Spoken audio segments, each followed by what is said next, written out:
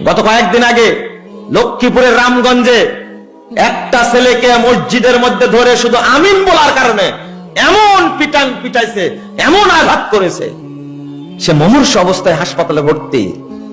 আপনি কি ভাবতে পারেন? আর ঐক্য করবেন আপনি, তাই না? আমাদের লোকজন তেমন নাই। জামাত ইসলাম আর হেফাজত দুইটা মিললেই খালেদা হাসিনা দৌড় এমনি পড়ে যাবে।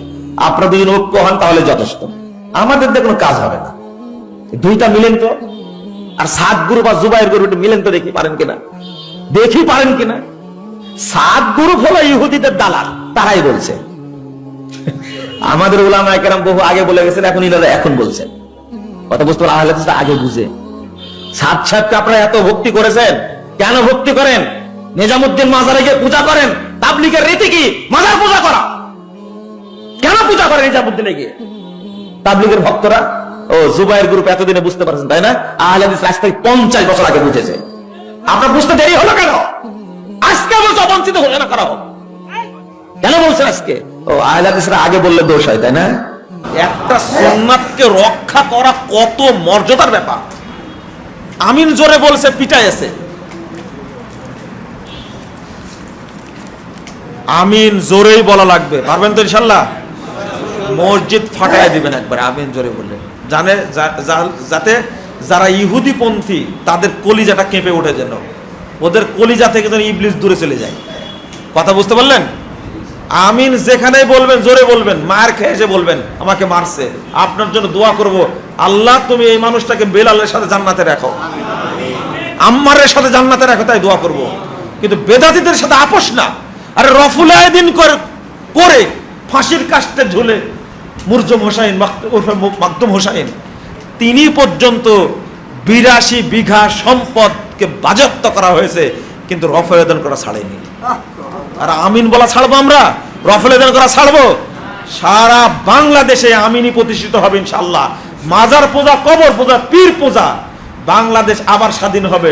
এই পূজাগুলো থাকবে না ইনশাআল্লাহ, থাকবে না। আবার স্বাধীন হবে বাংলাদেশ ইনশাআল্লাহ, স্বাধীন আরবার হবে।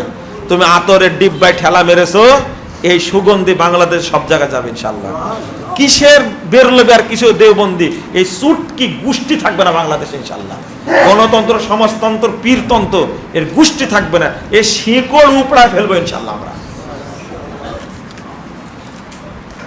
সংগঠনের নিকট বায়াত নেওয়া যাবে কি? খুব মজা, বায়াত খুব মজা, তাই না? হ্যাঁ, বায়াত নেওয়া হারাম, মনে থাকবে। এই বায়াত চলবে না, বেদাতি বায়াত চলবে না। কতবার বলছি, কোন আলেম বায়াতের প্রতি একমত না।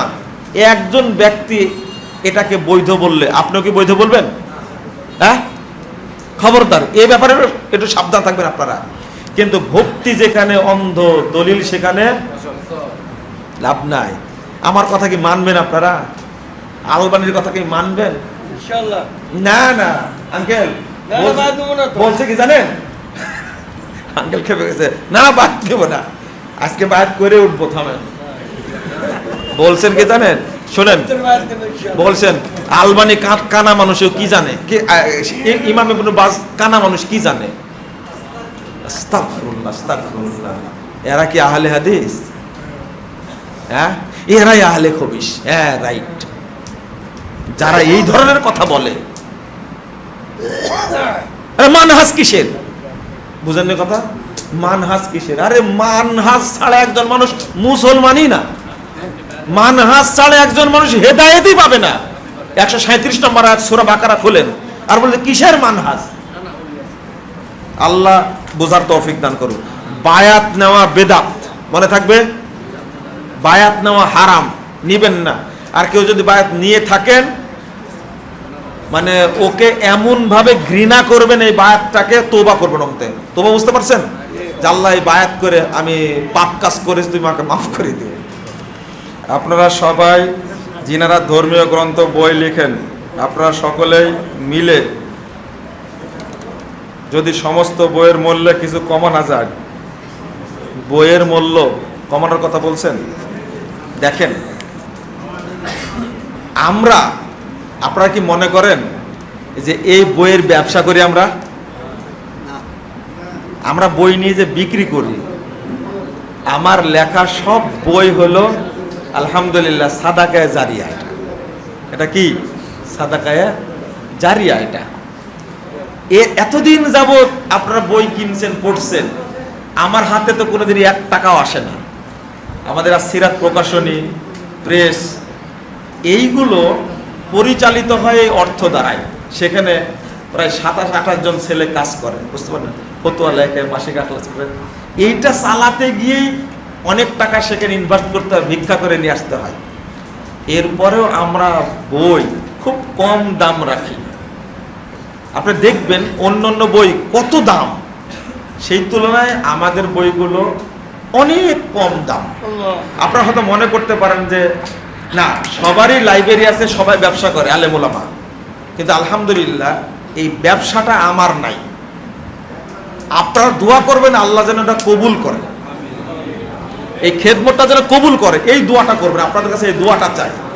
আমরা কিন্তু ব্যবসা করি না, বইয়ের কোনো লভ্যাংশ আমরা খাই না। যদি 1 টাকা বেশি দেন তাহলে কোথায় দিবেন? প্রতিষ্ঠানেই দিবেন। সেখানে এটা লিল্লাহ প্রতিষ্ঠান, একবার সম্পূর্ণ মানে ফি সাবিলিল্লাহ প্রতিষ্ঠান আমাদের প্রকাশন। এটা আপনারা সেখানে দান করলেন। এরপরেও আমি বলবো যদি কোনো বইয়ের দাম কমানো যায় আমি কমানোর জন্য বলবো ইনশাআল্লাহ। পেশা নির্বাচনে কি লেখছে? ইসলামে কোনটাকে বেশি সমর্থন করে, চাকরি নাকি ব্যবসা? পেশা নির্বাচনে, ও আল্লাহ, ঘুরায় লিখছেন রে ভাই। চাকরি নাকি ব্যবসা, তাই না? ব্যবসা। ব্যবসা ব্যবসা করেন, আল্লাহ বরকত দিন। সেটা হচ্ছে তাবিজ কবি যে সমস্ত হুজুরেরা বিক্রি করে এবং এদের সিলসিলা, এদের পিছনে খালাটা এদের মধ্যে খাওয়া যাবে না না যাবে? আমি কিন্তু বক্তব্যের মধ্যে বলে দিছি, তাবিজের ব্যবসা যারা করে তাদের পিছনে নামাজ হবে না, তাবিজ যারা দেয় তাদের পিছনে নামাজ হবে না। এরা মুশরিক, এদের বাড়িতেও যাওয়া যাবে না, খাবেন না খবরদার। আল্লাহ যেন বুঝার তৌফিক দান করে। শেষ করি, অনেক বেজে গেছে।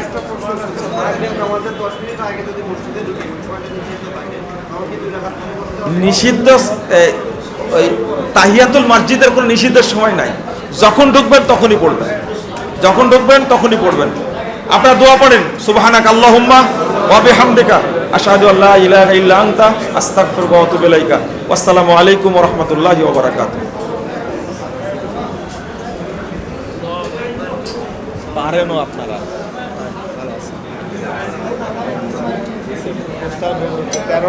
ভাই দাওয়াত